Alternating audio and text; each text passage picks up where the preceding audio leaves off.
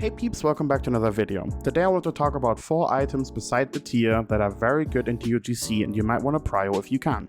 First up, let's talk about weapons. We have 2 options and 2 different biz lists which change the weapons and the rings. If you want to go for the mace, which is called Misery's End, you want to also run TOGC 10-man and make sure that you get the hard mode hit ring to make everything work in the end, because once you replace Dying Curse, you're gonna starve for hit. If you have Conductive Seal and Nebula Band and you say, I don't want to go for the mace because I rather use Conductive Seal, you can use Blade of Tarask and you get the hit rating from there and you do not need to use the hit ring anymore. I would definitely put the weapon on spot 1 or 2. Now let's talk about Reign of the Unliving. Super fought over trinket, insane DPS increase. Also, it increases the damage done by the trinket with our talent called Elemental Oath, because every single time we are in a clear casting state, we do 10% more spell damage, which increases the damage of the trinket as well. Super strong.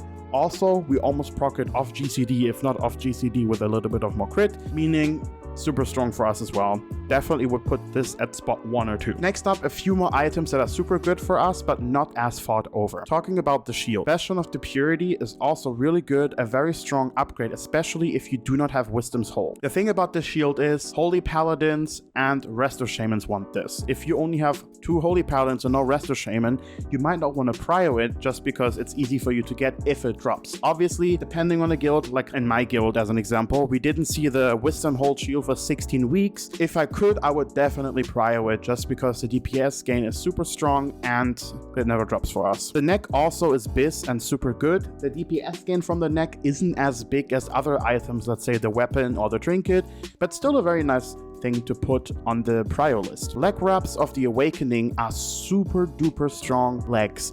They are leather, meaning only leather wearers can wear it, which are obviously boomkins, but this item is 258. It has no spirit, no MP5, 3 slots for gems. The stats on it are super insane. I would definitely PRIO this, even if you only have 1 or 2 boomkins, put it on spot 3 or 4. Now for the last item. One very good item is obviously the Cloak, which requires you to basically not wipe at all.